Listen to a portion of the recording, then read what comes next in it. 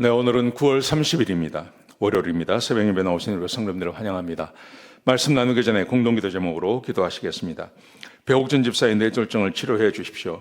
언어가 회복되고 오른쪽 팔다리에 힘이 생겨나도록 해주십시오. 권하자 집사가 다시 걷도록 해주십시오.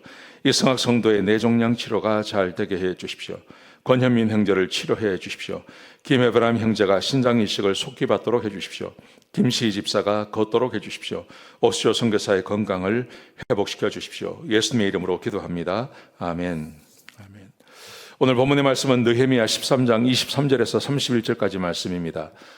직분을 더럽힌 사람이라는 주제로 하나님 말씀 함께 나누시겠습니다.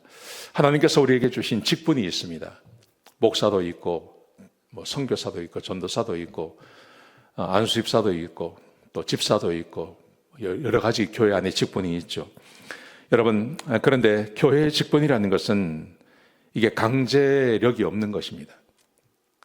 누구나 할 수 있고, 또 그것을 내려놓는다고 해서 누가 혼을 나에게 불이익이 오는 것은 아닙니다. 여러분, 그런데 우리는 언제나 직분을 받을 때는 그렇게 우리는 고백합니다. 하나님이 이것을 나에게 주셨다, 이렇게 말을 합니다. 여러분, 그런데 하나님께서 주신 그 직분을 진짜 하나님께서 주셨다고 믿는다면 그 직분을 소중히 여기는 게 맞지 않겠습니까? 그런데 사람들이 그 직분을 소중히 여기지 않을 때가 있습니다. 하나님께서 주신 직분을 소중히 여기지 않고 그 직분에 걸맞는 삶을 살지 않으면 하나님께서 그 사람을 축복하지 않으신다는 거죠. 어쩌면 그 사람에게 저주를 내릴 수도 있습니다. 오늘 그런 내용을 같이 한번 보시겠습니다. 자, 느헤미야가 1년 만에 돌아왔습니다. 페르시아에서 돌아와서 보니 아주 기가 막힌 일들이 벌어졌죠. 특별히 어제는 성전이 버림받는, 레위 사람들이 버림받는 이야기에 대해서 했습니다. 오늘은 이방인과 결혼하는 이야기가 나옵니다. 유다 사람들이 아스돗 사람, 암몬 사람, 모압 사람과 결혼을 해서 그들에게서 자녀가 태어났는데 1년 만에 왔더니 무슨 일이 벌어졌냐 하면요, 이 자녀들이 유단말을 못하는 겁니다. 왜 우리 이사들이 한국말 못하는 거하고 비슷한 거죠. 자, 그래서 느헤미야가 그들을 책망하고 저주하고 어떤 사람들은 때리고 그들의 머리털을 뽑았다고 이야기합니다. 분노한 거죠.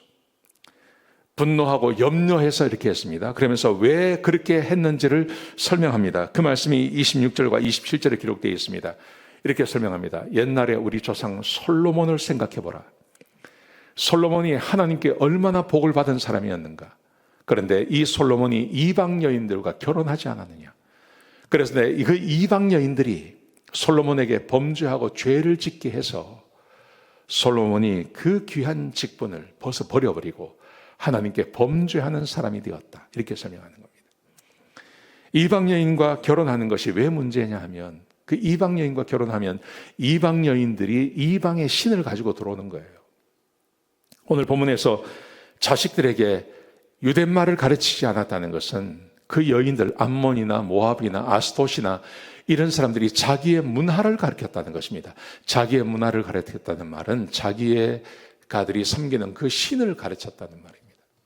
하나님을 섬기지 않는다는 말이죠. 그래서 100% 하나님의 말씀대로 살지 않게 되는 것입니다. 그래서 느헤미야가 책망하고 저주하고 그들을 때리고 머리털을 뽑고 하는 일을 한 것입니다. 자, 그런데 더 큰 문제가 있습니다. 대제사장 엘리야십이라는 사람이 다시 등장합니다. 어제도 엘리야십이 있었죠. 어제도 엘리야십이 도비아를 위해서 성전의 방을 만들어주지 않습니까? 그런 일을 행했습니다. 그런데 오늘 본문에 보시면 엘리야십의 손자의 아들이 산발랏의 사위가 되었다고 이야기합니다. 이 엘리야십이라는 사람은 정말 악한 사람입니다. 도비아를 위해서, 도비아와 산발랏은 성벽을 짓는 것을 방해한 사람이었고 느헤미야를 암살하려고 했고 유대인들을 계속해서 괴롭히고 아주 모욕을 줬던 사람이거든요.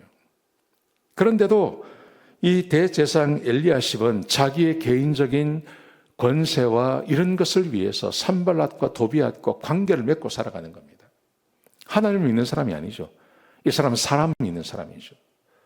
그래서 산발랏의 사이가 되었다는 소식을 들었습니다. 그러자 느헤미야가 그 사람을 쫓아내 버립니다. 아예 이 엘리야십의 손자를 아예 유대 사회에서 아예 쫓아내 버렸습니다. 28절에 그렇게 되어 있습니다. 나를 떠나게 했다. 쫓아내 버렸어요.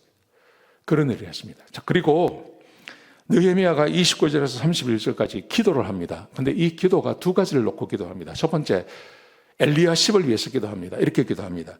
제사장직을 더럽힌 그를 기억해 주십시오. 제사장직을 더럽혔습니다. 제사장이라는 직분을 가지고 있습니다. 제사장의 직분은 하나님을 섬기고 그리고 성전을 거룩하게 관리하는 사람이거든요. 그런데 그 관리하는 그 직분을 우습게 여긴 겁니다. 자기의 직분을 더럽힌 사람입니다. 하나님께서 주신 그 직분에 걸맞는 삶을 사는 것이 매우 중요합니다. 집사라면 집사에 걸맞는 삶을 사셔야 됩니다. 안수 집사라면 안수 집사에 걸맞는 삶을 사셔야 됩니다. 목사라면 목사에 걸맞는 삶을 살아야 하는 것입니다. 목자라면 목자에 걸맞는 삶을 사셔야 됩니다. 비록 사람이 세운 것 같지만 아닙니다. 그것은 하나님이 주신 것입니다. 하나님이 그 사람을 그곳에 세워둔 것입니다. 그러므로 그 직분에 걸맞게 사는 것이 매우 중요합니다. 여기 그렇게 되어 있죠. 제사장의 직분을 더럽힌 그 사람을 기억해 주십시오. 저주해 달라는 말입니다. 자, 그런데 그 다음 말씀해 보시면 느헤미야가 자기 일을 위해서 기도합니다. 나는 이방인을 쫓아냈고 유대인들을 깨끗하게 했고 제사장과 레위 사람들에게 그들이 할 일을 내가 주었습니다. 그러므로 하나님 나를 기억해 주십시오. 이렇게 말합니다. 나를 기억해 주십시오. 자기에게 복을 달라는 말입니다. 제가 어제 설명한 것처럼 느헤미야가 백성들과 함께 일을 했습니다. 12년 동안 일했습니다. 한 번도 실패가 없었습니다. 그래서 그는 잘 알고 있는 줄 알았습니다. 그런데 페르시아에 갔다가 돌아오니까 백성들이 옛날 모습 그대로 돌아가 있어요. 자기의 12년의 그 사역이 완전 수포로 돌아간 겁니다.